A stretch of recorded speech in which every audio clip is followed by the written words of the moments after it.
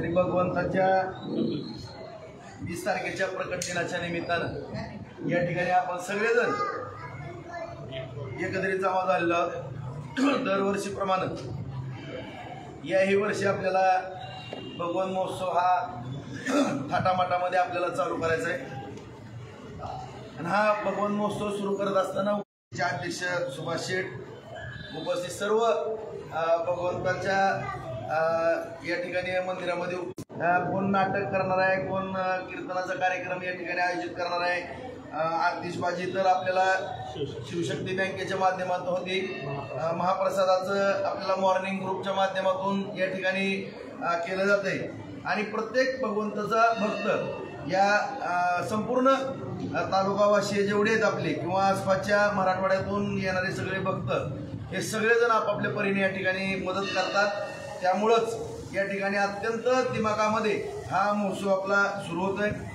खास करून बांधवांनो, या ठिकाणी हा महोत्सव आपण सुरू केला त्यावेळेचे तत्कालीन नगराध्यक्ष सहकारी मित्र कांतानाच्या कारकिर्दीमध्ये हा महोत्सव सुरू झाला।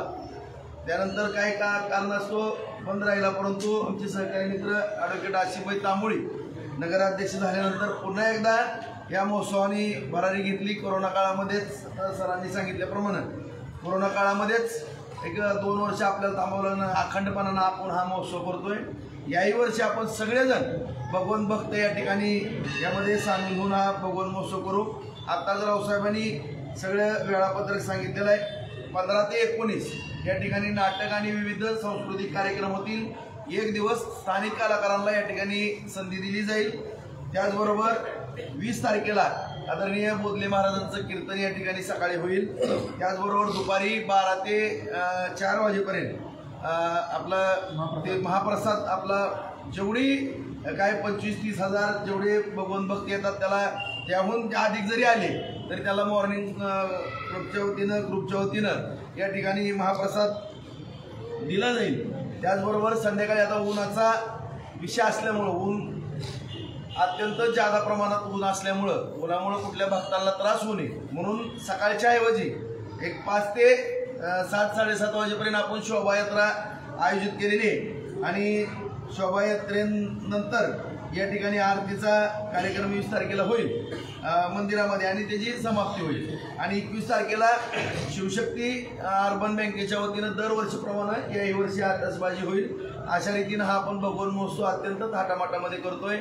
आनंदाची बाब म्हणजे आपले मराठवाड्यातून संपूर्ण या पश्चिम महाराष्ट्रातून किंवा राज्यातून किंवा बाहेर राज्यातून कर्नाटक वगैरे या राज्यातून पण येणारे आपले सगळे भक्त आहेत। त्या भक्तांना राहण्याकरता जी अडचण होती त्याकरता आपल्याला महाराष्ट्र शासनानं या ठिकाणी माननीय पंतप्रधान नरेंद्र मोदी साहेब यांच्या मार्गदर्शनाखाली आदरणीय एकनाथ शिंदे साहेब, आदरणीय देवेंद्र फडणवीस साहेब आणि अजितदादा साहेब या सर्वांच्याच माध्यमातून पालकमंत्री चंद्रकांत दादा यांच्या सगळ्यांच्या सहकार्यातून 9 कोटी रुपयाचा निधी आपल्या बार्शी नगरपालिकेला प्राप्त झालेला आहे।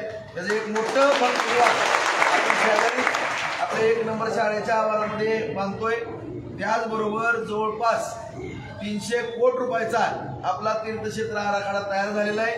त्यामध्ये आपलं भगवंत देवस्थानची जी काही शोभा करायची किंवा इथं आणखीनही काही सुशोभीकरण करायचे ते करायचे। 12 लिंग आपल्या बार्शीमध्ये, त्या लिंगाचा सुद्धा जीर्णोद्धार आपण या ठिकाणी करतोय। उत्तरेश्वर मंदिराचा पण त्यामध्ये करतोय। इथले रस्ते असतील, भूसंपादन असेल, आणखीनही भक्तनिवास असतील किंवा अंडरग्राऊंड लाईटची व्यवस्था असेल, या सगळ्या सुखसोयी आपण या 300 कोटीच्या माध्यमातून रस्ते असतील किंवा विविध सुखसोयी या ठिकाणी करून आपल्या जगाच्या पाठीवरती मूळ विष्णूचा अवतार असलेलं हे भगवंत मंदिर एकमेव मंदिर आहे। या भगवंताच्या अवतारानंतर 10 अवतार तयार झाले आहेत। अशा या अत्यंत महत्त्वपूर्ण असलेल्या आपल्या ग्रामदैवताचं आपण या ठिकाणी सगळेच भक्तजन दरवर्षी एवढ्या उत्साहामध्ये आपण हा कार्यक्रम करतात। यामध्ये सर्व बार्शी तालुका राज्यातील आसपासच्या सर्व भगवंत भक्तांनी या कार्यक्रमाला हजर राहावे, या कार्यक्रमाची शोभा वाढावी अशी या ठिकाणी विनंती करतो। आणि याचं सगळं संयोजन भगवन महोत्सव समिती, मंदिर समिती आणि बार्शी नगरपालिका आणि आम्हाला पूर्णपणे जाणीव आहे की आचारसंहिता असल्यामुळं याच्यामध्ये आम्ही कुठलाही राजकारणाचा विषय असणार नाही। परंतु काही जणाला विनाकारण काही कुटाणे करायची सवय आहे, परंतु कुठलाही आचारसंहितेचा भंग होणार नाही, काय नाही. कुठलंही आमचं त्यामध्ये कधीच फोटो स्टिकर कुठल्याही राजकारणी माणसाचं त्या ठिकाणी नसतंय. फक्त भगवंत आणि भगवंत एवढ्याच भगवंताची भक्ती करण्याच्या उद्देशाने आम्ही या ठिकाणी मंदिरामध्ये येतोय आणि या ठिकाणी हा कार्यक्रम सुरळीत पार पाडावा याकरता सर्व दानशूर व्यक्तिमत्वानी या ठिकाणी सहकार्यही करावं अशी नम्रतेची विनंती महोत्सव समितीच्या वतीनं, सुभाष शेट्टवाडांच्या वतीनं, आदरणीय बुडुकदादांच्या वतीनं आणि बार्शी नगरपालिकेच्या वतीने या ठिकाणी सर्वांना करतो आणि माझे 2 शब्द संपतो.